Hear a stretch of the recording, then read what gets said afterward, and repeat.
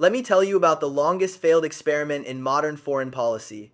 In 1960, the United States imposed an embargo on Cuba. The goal was simple. Economic pressure would force regime change. Castro would fall. Democracy would flourish. It's now 2026, 66 years later. The Castro regime ruled for 50 years. When Fidel died, his brother took over. When Raúl retired, a chosen successor continued. The Communist Party still controls Cuba. The embargo achieved nothing. But Cuba isn't an anomaly, it's the norm. Iran has been under escalating sanctions since 1979. The Islamic Republic is still there, more entrenched than ever. North Korea has been sanctioned since the Korean War. The Kim dynasty is on its third generation. Russia was sanctioned after Crimea in 2014 and massively sanctioned after Ukraine in 2022. Putin's approval ratings went up. Venezuela has been under heavy sanctions since 2017. Maduro, as of very recently, was still in power for years after sanctions were supposed to dislodge him. The track record is clear. Sanctions almost never achieve their stated goals. They don't topple governments, they don't change policies, they don't bring peace. But we keep doing them. Why? Today, I'm going to show you what 60 years of evidence actually reveals about sanctions, who they really hurt, why they keep failing, and why governments keep imposing them despite the failures. The answer isn't pretty. 1. The theory. Let's start with what sanctions are supposed to do. The theory is straightforward. Economic pain creates political pressure. Citizens suffer, blame their government, and demand change. Elites see their wealth threatened and pressure leaders to comply. Eventually, the target government capitulates or collapses. It's an elegant theory. Pressure without war, coercion without casualties, the economic equivalent of a siege. There are different types of sanctions. Comprehensive sanctions target an entire economy. The Cuba embargo, the Iran sanctions before the nuclear deal. The idea is maximum pressure on the whole society. Targeted sanctions focus on specific individuals, companies, or sectors. Asset freezes on oligarchs, travel bans on officials, restrictions on particular industries. Financial sanctions cut access to the global banking system. Being removed from SWIFT, losing correspondent banking relationships. This is the nuclear option in economic warfare. Secondary sanctions punish third parties who do business with the target. If you trade with Iran, you can't trade with the US. This extends American power far beyond American borders. The sophistication has increased over decades. The results haven't. 2. The Cuba file. Let's examine the evidence, starting with the longest case. The Cuban embargo was imposed in 1960 and strengthened repeatedly over 6 decades. It's the most comprehensive, longest-lasting sanctions regime in modern history. The stated goals: remove Castro, end communism, bring democracy. The actual results: Castro died in power at age 90. Communism continues. Democracy hasn't arrived. But didn't the embargo weaken Cuba? Yes, economically. Cuba is poor, but poverty didn't produce regime change. If anything, it provided the regime with a permanent excuse. Every shortage blamed on the embargo. Every failure attributed to American imperialism. The external enemy unified domestic support in ways that internal propaganda alone never could. The embargo didn't isolate Cuba internationally either. Cuba has diplomatic relations with most countries. Canadian and European tourists visit freely. Chinese and Russian investment flows in. The embargo isolated Cuba from America. It didn't isolate Cuba from the world. Who suffered? The Cuban people. They faced shortages of medicine, equipment, and basic goods. They couldn't access American markets or American technology. Their lives were materially worse because of sanctions. Who didn't suffer? The Cuban elite. They had access to dollars through tourism and remittances. They controlled the best housing, the best food, the best healthcare. Sanctions created scarcity, and they controlled the scarce goods. 66 years, zero regime change, one permanent excuse for failure. 3. The Iran Paradox. Iran presents an even more instructive case. The US has sanctioned Iran in various forms since 1979. The intensity has varied, lighter during negotiations, crushing during maximum pressure campaigns. The comprehensive sanctions period from 2010 to 2015 was particularly severe. Iran was largely cut off from the global financial system. Oil exports plummeted, the currency collapsed, inflation soared. Did it work? Iran came to the negotiating table and signed the nuclear deal in 2015. Sanctions advocates claimed victory. Economic pressure forced diplomatic compromise. But look closer. Iran didn't abandon its nuclear program. It agreed to temporary limits in exchange for sanctions relief. The core capabilities remained. When the US withdrew from the deal in 2018 and reimposed sanctions, Iran resumed expanding its program. The maximum pressure campaign under Trump was supposed to force a better deal or collapse the regime. Neither happened. Iran's economy suffered, GDP contracted, inflation hit 40%, unemployment rose, the currency lost most of its value. But the regime didn't fall, it didn't negotiate a new deal, it didn't moderate its regional policies. Instead, it expanded its nuclear program, increased support for regional proxies, and dug in. Why didn't maximum pressure work? The regime adapted. Iran developed smuggling networks, alternative trading partners, and domestic production of sanctioned goods. The economy was damaged but functional. The pain was distributed downward. The Revolutionary Guards controlled the smuggling networks, profiting from sanctions evasion. The middle class was crushed. The regime's core supporters were protected. Nationalism trumped economics. Iranians blamed America, not their government. Pride in resisting US pressure unified people who might otherwise oppose the regime. The goal was unclear. Was the US trying to change Iran's behavior or change its government? The ambiguity undermined both objectives. Iran had no clear path to sanctions relief. Iran today has more advanced nuclear capabilities than before maximum pressure. The regime is still there. The people are poorer. Sanctions achieved the opposite of their stated goals. 4. The Russia experiment. Russia provides the largest and most recent test case. After Russia annexed Crimea in 2014, Western nations imposed sanctions, targeted measures against individuals, sectoral sanctions on energy and defense, financial restrictions on major banks. The goal: force Russia to reverse course in Ukraine or at least deter further aggression. The result: Russia invaded Ukraine again in 2022, far more aggressively. The 2014 sanctions didn't deter the 2022 invasion. They didn't change Russian policy. They didn't weaken Putin domestically. His approval ratings remained high throughout. After February 2022, the West imposed the most comprehensive sanctions in history. Russian foreign exchange reserves were frozen. Major banks were cut from SWIFT. Thousands of individuals were sanctioned. Export controls restricted technology. Secondary sanctions threatened anyone doing business with Russia. This was supposed to collapse the Russian economy. The ruble did crash initially. Then it recovered, stronger than before the war. How? Russia imposed capital controls. It demanded payment for gas in rubles. It redirected trade toward China, India, and other non-sanctioning countries. The central bank raised rates to stop the bleeding. The Russian economy contracted in 2022, then returned to growth. Unemployment remained low. The war machine kept producing. The sanctions didn't stop the invasion. Meanwhile, who suffered? European consumers paid massive energy price increases. German industry faced competitiveness crises. The global food supply was disrupted. Inflation surged worldwide. Russia found alternative markets. China now buys Russian oil at a discount, but buys it in enormous volumes. India imports Russian crude and refines it for export. Turkey, UAE, and others serve as transshipment points for sanctioned goods. The sanctions created inconvenience for Russia and economic pain for Europe. They didn't achieve their strategic objectives. 5. The North Korea absurdity. North Korea is the reductio ad absurdum of sanctions policy. The country has been sanctioned since the 1952nd. It's the most sanctioned nation on Earth. It's also a nuclear weapons state with intercontinental ballistic missiles. Sanctions were supposed to prevent North Korea from developing nuclear weapons. North Korea developed nuclear weapons. Sanctions were supposed to bring North Korea to the negotiating table. North Korea has negotiated, reneged, and continued its weapons programs regardless. Sanctions were supposed to weaken the regime. The Kim family has ruled for 3 generations and shows no signs of losing power. North Korea survives through total state control, Chinese support, and an ideology of self-reliance that treats sanctions as validation.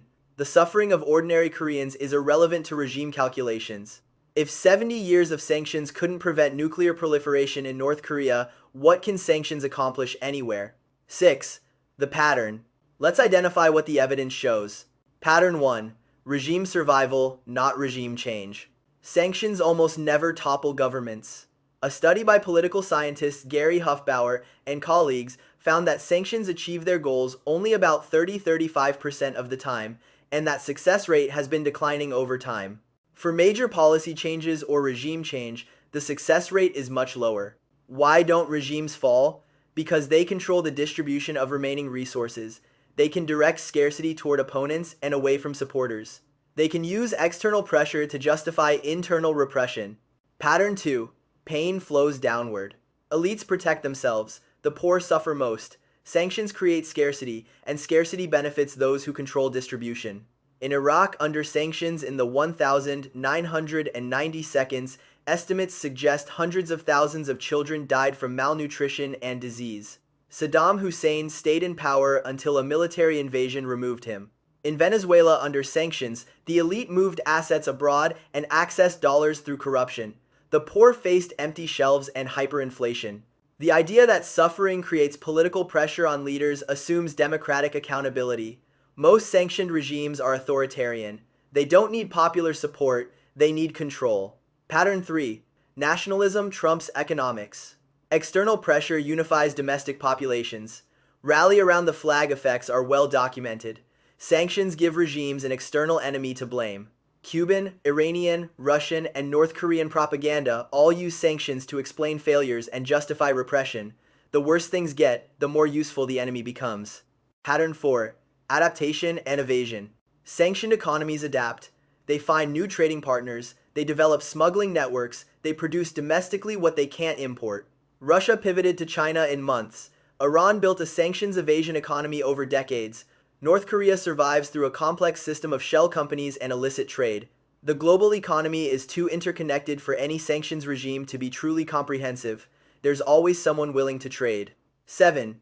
Why they keep failing. Let's be more specific about why the theory fails in practice. The targeting problem. Sanctions target governments but affect populations. The theory assumes transmission from economic pain to political pressure, but that transmission doesn't work in authoritarian systems.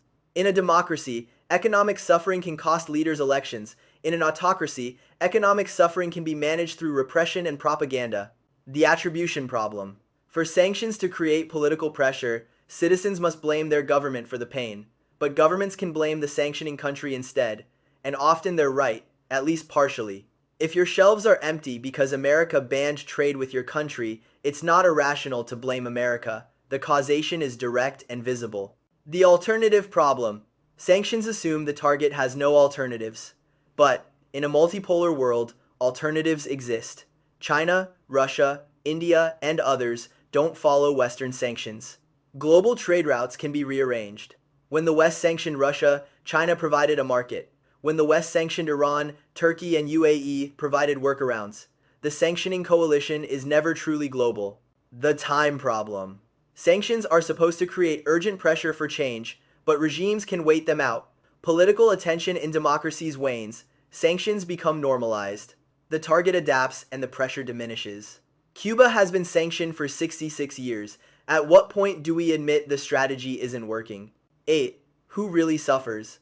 Let's be explicit about the human cost. Iraq, 1992–2003. The most devastating sanctions in modern history. Comprehensive restrictions on Iraq after the Gulf War were supposed to force Saddam to disarm. Studies estimated excess child mortality in the hundreds of thousands. Hospitals lacked medicine. Water treatment plants lacked chemicals. Malnutrition became endemic. When asked about reports of 500,000 dead Iraqi children, U.S. Ambassador to the UN Madeleine Albright said the price was worth it. Saddam Hussein remained in power until he was removed by military invasion in 2003. The sanctions didn't achieve regime change, they achieved mass death.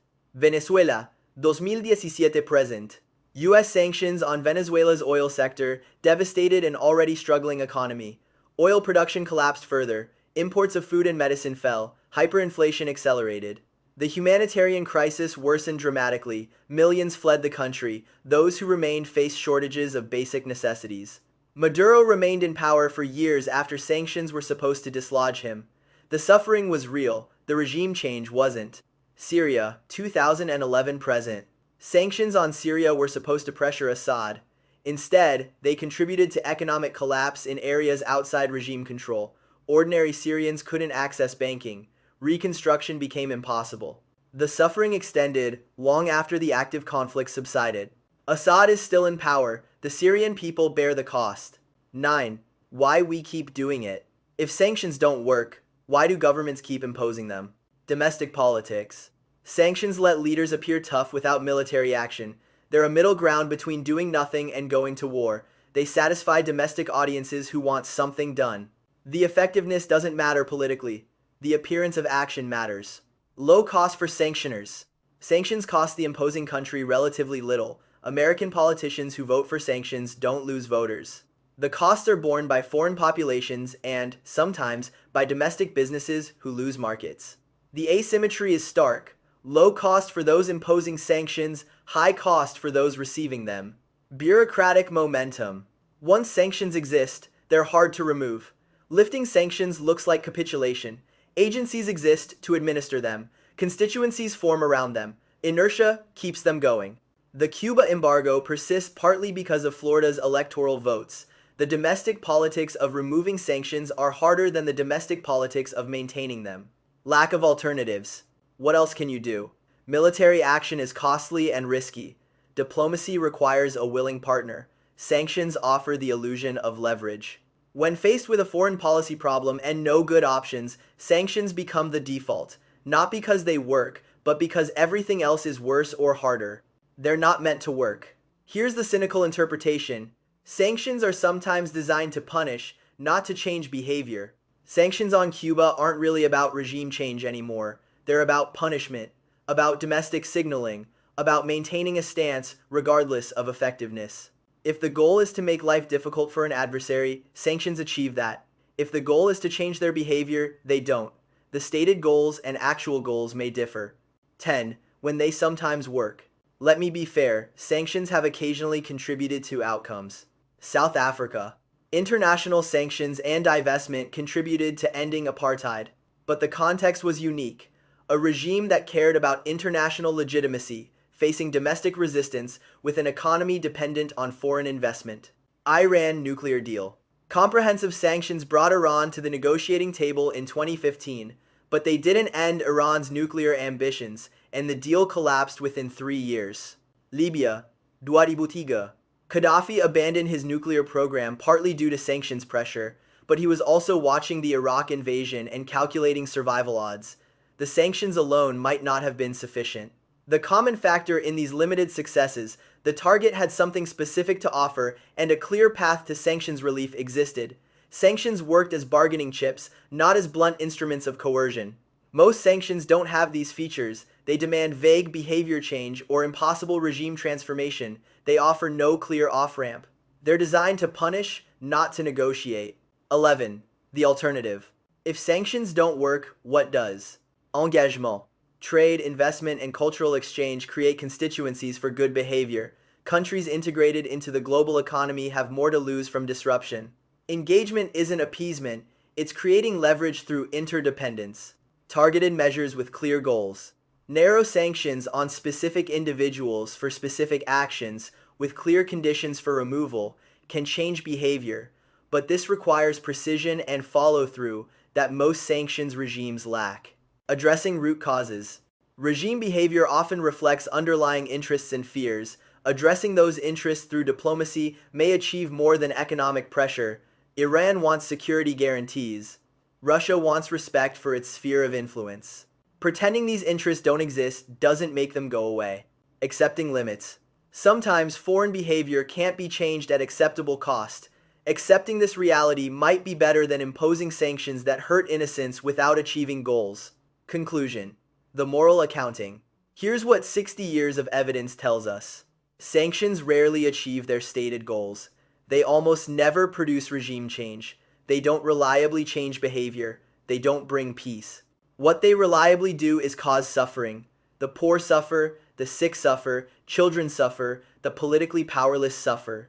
The regimes survive, the elites adapt, the goals remain unmet, and we keep doing it, decade after decade, because it feels like action, because it's politically convenient, because admitting failure is harder than continuing failure.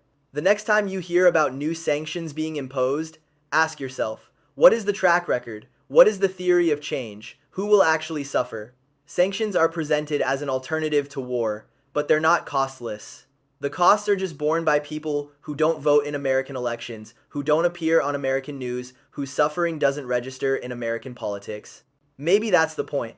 Sanctions let us feel like we're doing something while insulating us from the consequences of what we're doing. 60 years of failure. How many more before we admit it's not working? If this analysis challenged what you thought you knew about sanctions, hit that subscribe button. Because questioning policies that don't work is the first step toward finding policies that might. See you in the comments. And remember, good intentions don't guarantee good outcomes, and sometimes the cruelty is the only point.